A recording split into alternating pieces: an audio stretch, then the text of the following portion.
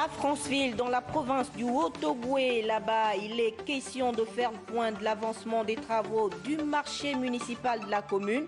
Une délégation du conseil municipal était sur les lieux pour constater le niveau d'exécution des travaux.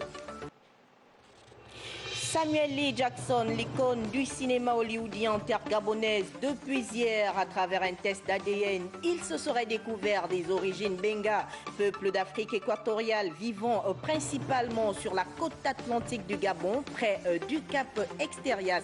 Dans ce journal, vous aurez l'agenda de son séjour. Mesdames et messieurs, bonsoir et bienvenue sur Gabon Première. L'insécurité en milieu scolaire, le phénomène est flagrant au point où envoyer son enfant à l'école suscite inquiétude. Dans ce cas, comment protéger les apprenants des influences extérieures? La question a été longuement débattue au cours de la séance de travail entre le ministre de l'Éducation nationale, l'UNICEF et le réseau des femmes Lève-toi. Les parties prenantes envisagent attaquer le mal à la racine. Wilfried Pigavouaba, Gérard Magnagna.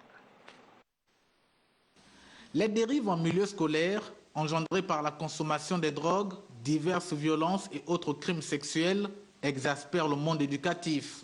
Amoindrir les effets de ces pratiques afin de protéger la jeunesse, tel est l'intérêt de cette rencontre avec l'UNICEF et le réseau Femmes Lève-toi qui permet au ministère de l'Éducation nationale de renouveler sa volonté d'éloigner les enfants scolarisés des propositions indécentes. Nos enfants sont en quête d'une identité. Nos enfants, nous ne les appellerons pas des criminels. Nous n'allons pas utiliser ces adjectifs-là de proxénétisme, etc.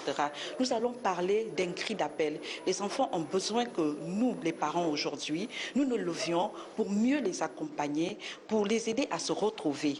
La démarche du dit réseau cadre parfaitement avec les projections gouvernementales. C'est une problématique qui tire sa source sur plusieurs points de société, sur plusieurs faits de société. Le ministre Menga a donc donné des instructions afin que les services administratifs du ministère de l'Éducation nationale, de concert avec le réseau Femmes Lève-toi, nous prenons ensemble ce problème à bras le corps, soutenu par les organisations internationales, afin de mener urgemment une action choc pour essayer d'endiguer ce phénomène.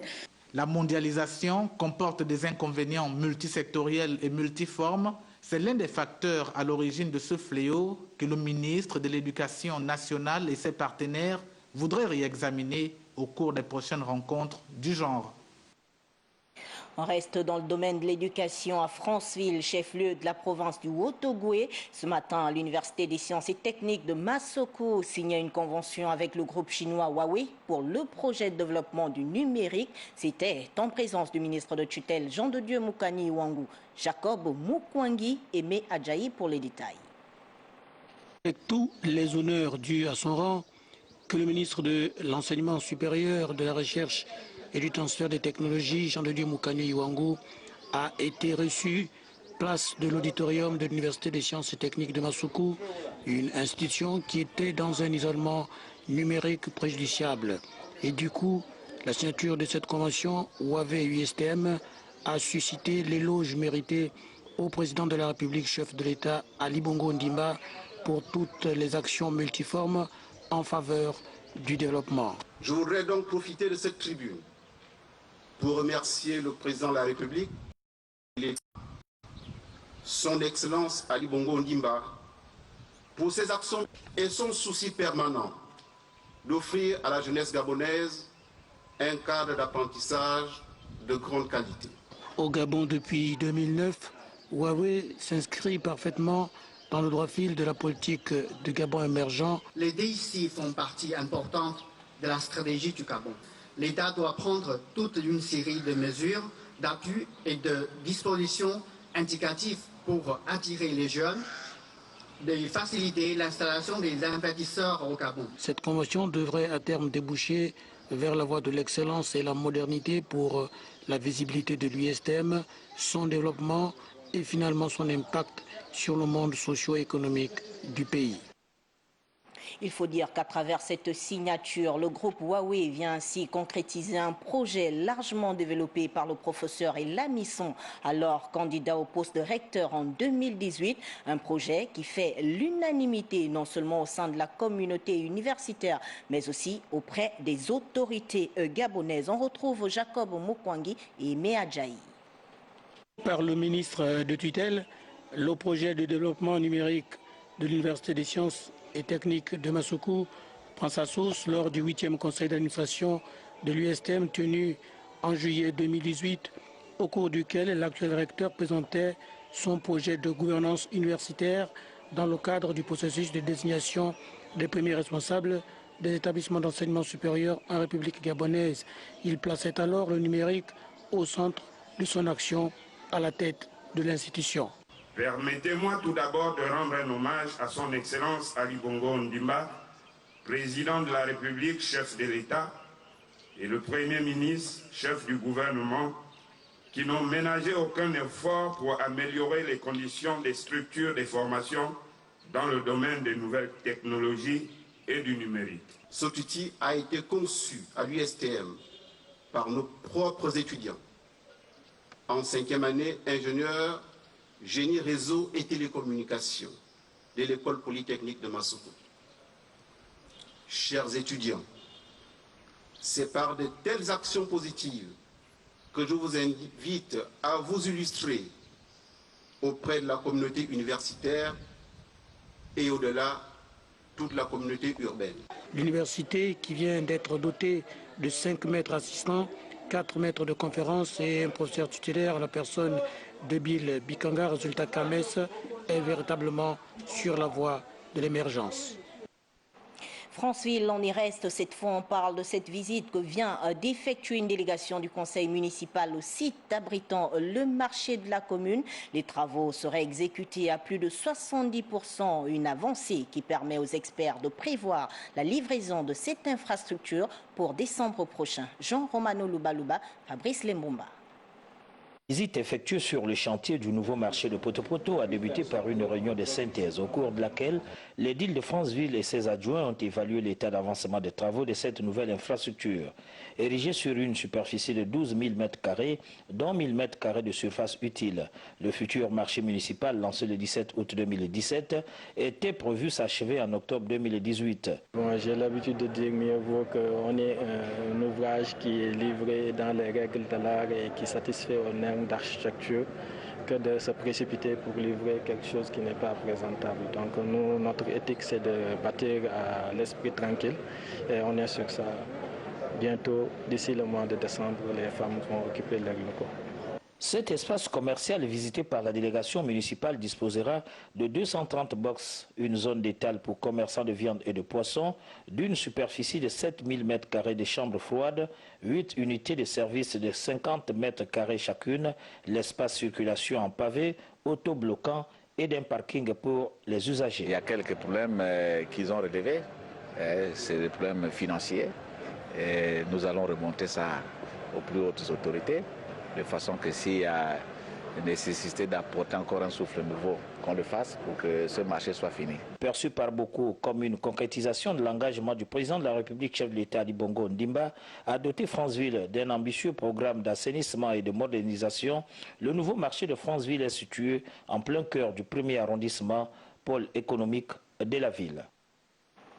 Cap sur Oyem, dans la province du Wellington, dans le 1er arrondissement de la commune, l'association Mon Destin en Main procède à la construction des latrines des établissements primaires. L'école publique de Mekomkodjen est la première choisie par les membres de cette structure associative. Récit Wilfried Mpigavouamba, Rodolphe Eyeli. Les meilleures conditions de vie et de travail au sein des établissements scolaires serait un atout indéniable pour la réussite des jeunes apprenants. Fort de cette approche et consciente des carences constatées dans les écoles publiques d'Oyem, l'association Mon Destin en Main a initié un programme de construction et de réhabilitation des latrines. Je crois que nos enfants, nous devons tous les accompagner. Chacun à son niveau doit contribuer de manière factuelle et honnête. C'est ce que Mon Destin en Main, depuis 2015, effectivement, fait dans la commune d'Oyem. Présentement, nous sommes à Indome, une école effectivement bien construite, mais qui n'avait pas de latrine. Nous avons lancé les travaux effectivement pour que cela puisse se faire dans un délai assez court. Il faut préciser qu'au niveau du plan d'arrondissement de la commune d'Oyem, nous avons près de 10 établissements que nous allons réfectionner et construire selon les besoins. Et nous avons un chronogramme, nous devons livrer au plus tard le 31 juillet. Considérant cette initiative un appui à l'action des autorités compétentes, l'on peut croire que l'année académique 2019-2020 offrira aux élèves du premier arrondissement de la dite localité un espace attrayant et reluisant favorable à l'apprentissage.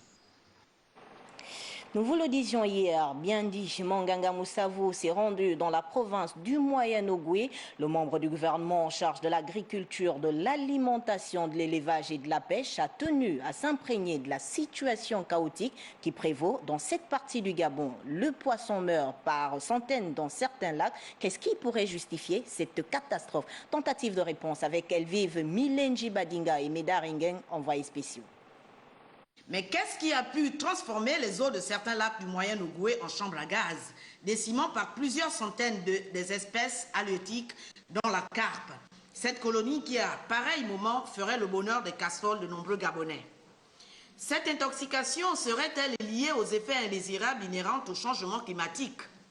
Autant de questions dont le massacre écologique et ses corollaires ont suscité le déplacement du ministre de la Pêche, Biendi Manganga Moussavou, accompagné du gouverneur de province, Paulette Mengemowon, pour soutenir les populations désemparées. On a entendu qu'il y a eu la situation des poissons qu'on a retrouvés morts.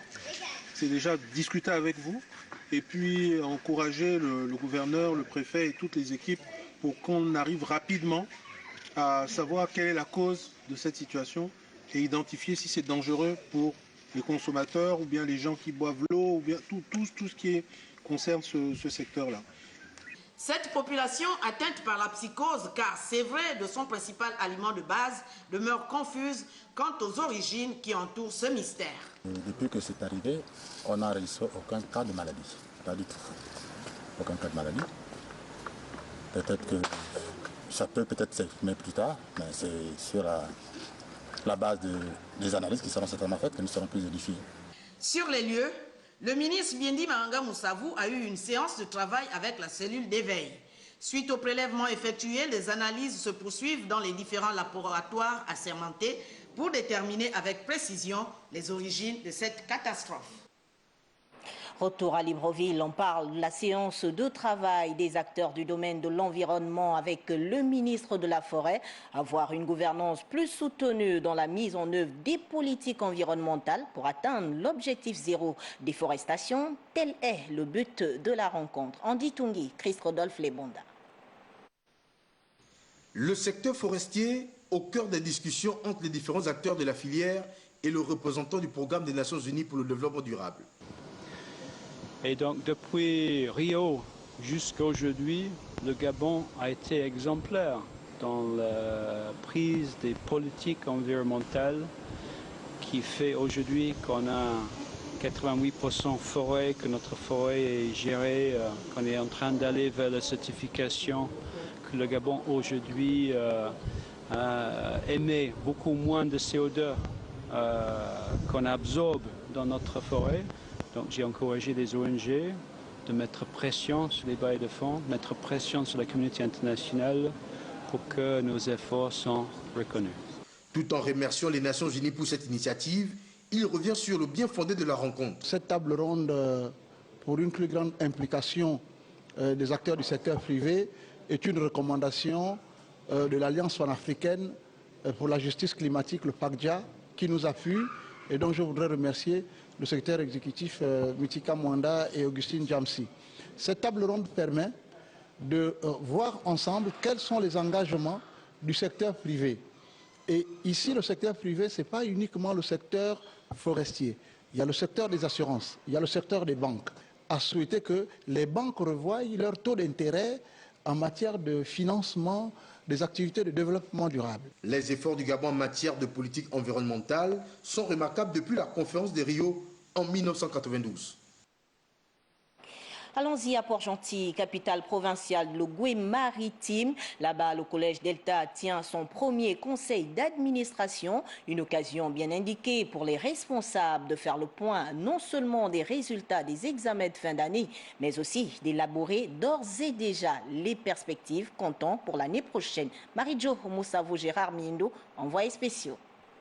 C'est dans un contexte radieux que s'est tenu ce tour de table, au vu par exemple du taux d'admission au baccalauréat dépassant la moyenne nationale. Dans l'ensemble, au baccalauréat général, nous avions 379 candidats, 209 se sont admis, soit un taux de réussite de 55,14%. Galvanisé par ces résultats, l'établissement scolaire se devait de se conformer à la loi, d'où la tenue de ces assises. Les soubresauts qui ont émaillé l'année scolaire dans cet établissement auraient mis cet établissement en difficulté.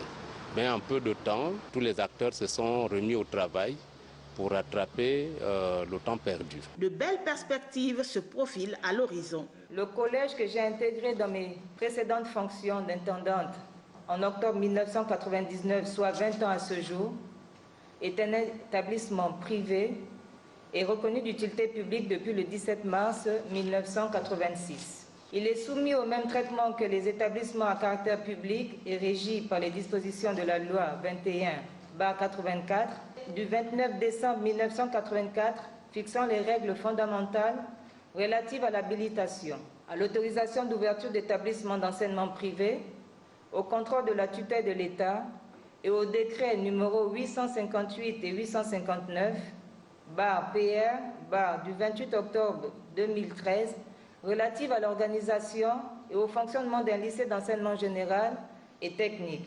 Pour la matérialisation d'un nouvel état d'esprit impulsé par les différents engagements, rendez-vous est pris pour la prochaine rentrée scolaire. Dans votre 20h, on parle également de la cérémonie de remise des prix d'excellence aux élèves des troupes du Prytanée militaire de Libreville. Vous l'avez compris, nous sommes de retour dans la capitale gabonaise, des instants riches en couleurs qui ont vu la présence du ministre de la Défense nationale ainsi que plusieurs directeurs généraux d'entreprises de la place. Georges Kambila, Cédric Zendo. C'est près d'une soixantaine d'enfants de troupes et élèves du Prytanée militaire et des écoles sous tutelle ayant une moyenne égale ou supérieure de 16 et 12 sur 20 qui ont reçu des prix d'excellence dotés des ordinateurs, les écrans plasma, des réfrigérateurs, dictionnaires et calculatrices scientifiques. Des prix qui viennent saluer les efforts des heureux récipiendaires ayant fourni le meilleur pendant l'année scolaire 2018-2019. Ça me rend heureuse parce que c'était un peu compliqué, mais finalement je me suis battue jusqu'au bout et puis je suis heureuse du résultat. D'être concentré depuis le début de l'année jusqu'à la fin de l'année, de ne pas trop se laisser distraire. C'est important de se distraire un peu pour un peu déstresser, mais il ne faut pas se mettre la pression en fait. En présence du ministre de la Défense nationale et autres responsables de forces de l'ordre, le commissaire lieutenant-colonel a exprimé sa satisfaction autour de ces résultats. Il y a lieu d'exprimer notre satisfaction autour de ces résultats, tout en se fixant d'autres objectifs, ce qui accrédite l'idée selon laquelle la quête de l'excellence est une préoccupation permanente au Prytanée militaire. Notre satisfaction est encore plus grande de voir l'enfant de troupe féminin de la classe de terminale S, Zam Ella Willia Gaël, réussir au concours d'entrée à la prestigieuse école royale militaire de Bruxelles en Belgique. Cette promotion est également la première promotion à obtenir la mention très bien au baccalauréat depuis la création du Prytanée militaire il y a 18 ans. On ouvre la page politique de cette édition d'information dans un message adressé aux populations du 6e arrondissement de Libreville. Quelque temps après les dernières consultations électorales de 2018, Eliane Frida Mindungani vient d'annoncer qu'elle ne prendra pas part à la prochaine élection législative partielle du 10 août 2019. Nous écoutons son porte-parole. Il est au micro de Lariska Lormamengi. Adresse de Madame Eliane Frida Mindungani aux populations du 6e arrondissement de la commune de Libreville. Chers frères et sœurs, habitants du 6e arrondissement, consciente et d'un cœur reconnaissant, Je viens par ces mots vous remercier pour vos nombreux messages de soutien et d'appel à la candidature aux prochaines élections législatives partielles du 10 août 2019. À toutes les personnes qui ont reconnu et soutenu mes efforts, dans les domaines tant politiques que sociaux, durant mon passage à la mairie du 6e arrondissement de Libreville, d'abord en tant que maire adjoint de 2009 à 2013, et ensuite maire titulaire de 2013 à 2018, et jusqu'alors, je vous prie de trouver ici ma sincère et profonde gratitude. Cependant, je vous annonce que je décline votre offre pour être votre candidate. En effet, ma probité morale et surtout l'unité des filles et fils de notre arrondissement m'impose à faire ce choix. Dans le Gouilolo, le Parti démocratique gabonais, quant à lui, vient de se réunir dans le 10e arrondissement de la commune de Koulamoto. C'était à l'occasion du week-end politique initié par les responsables de cette formation politique. Plusieurs communications étaient au cœur de la rencontre. Bertie Mouélé, Dieudonné Rongo. Une bonne ambiance que les militants et militantes du Parti démocratique gabonais dans le Gouilolo ont communié le week-end écoulé autour des leaders locaux de leur parti. Chers camarades, je voudrais humblement vous rappeler que dans son allocution du 8 juin dernier, le distingué camarade président Ali Bongo Ndimba a invité la classe politique à revenir aux valeurs qui ont toujours guidé notre pays. Nous pouvons citer entre autres l'amour de la patrie, la loyauté, le respect des autorités et des citoyens, la solidarité et la cohésion, pour ne citer que ces quelques exemples. Après le mot des sages et de la jeunesse, le membre du bureau politique Blaise Louembe est revenu sur l'objectif visé à ce week-end politique. Le message est pour tout le monde. Le chef de l'État n'est pas content. Il veut atteindre l'émergence. Mais nous, on traîne. On fait n'importe quoi. N'importe qui n'est pas pédégiste, mais quand on est pédégiste, on a un comportement digne, intègre, empreinte de beaucoup de loyauté, de fidélité. Donc, nous, en Ogololo, nous devons tenir compte du message du président. Un week-end politique qui préparait l'arrivée dans la province de l'Ogololo du secrétaire général du Parti démocratique gabonais. Avant de parler sport, on fait un zoom sur l'arrivée de Samuel Lee Jackson, l'icône du cinéma hollywoodien en terre gabonaise. Depuis hier, notre équipe de reporters Ruth Mignolet et Guy Franklin Mangenga était à l'aéroport accueillir celui qui s'est découvert récemment à travers un test d'ADN les origines Benga, un peuple implanté au Cap Pesterias. Nous sommes là dans la province de l'Estuaire. Samuel Leroy Jackson, acteur américain primé à plusieurs reprises, arrive au Gabon pour deux raisons. La première, tourner un épisode des origines, film documentaire Islavin the Slave Trade, Ours Told from the Ocean Floor, un programme retraçant le commerce transatlantique des esclaves à travers l'étude des épaves historiques.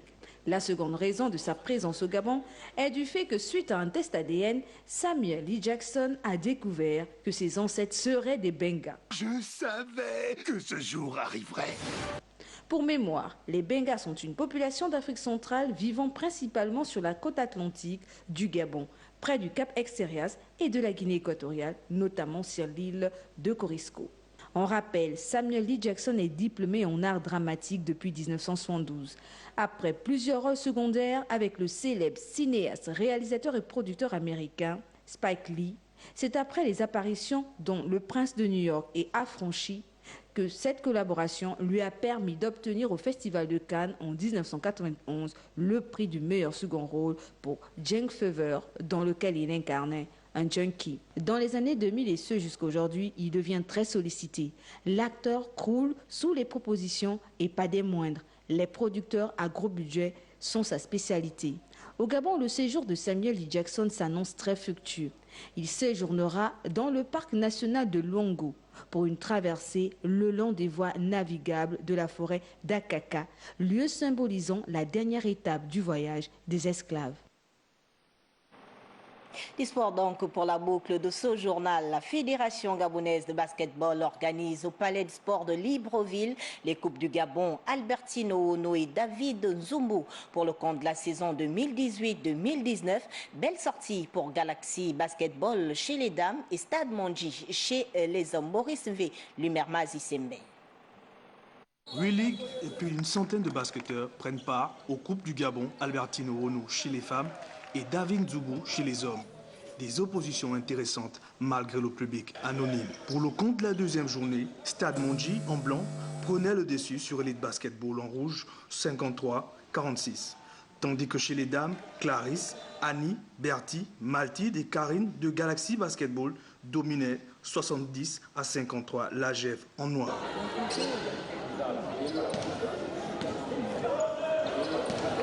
Ces matchs sont l'occasion pour les ligues d'apprécier le niveau de leurs représentants. Compétition organisée par la Fédération gabonaise de basketball qui méprise les différents vainqueurs des éliminatoires organisés par la FEGABAB au niveau de toutes les provinces. Toutes les ligues essaient de travailler pour pouvoir justement avoir un niveau intéressant et c'est justement lors de ces rendez-vous qu'on peut évaluer justement le travail que nous, les ligues, on fait au quotidien. Avec 16 équipes chez les hommes et 4 chez les dames, le rendez-vous du Palais des Sports devrait drainer plus de monde, sachant l'entrée gratuite et la bonne qualité du jeu.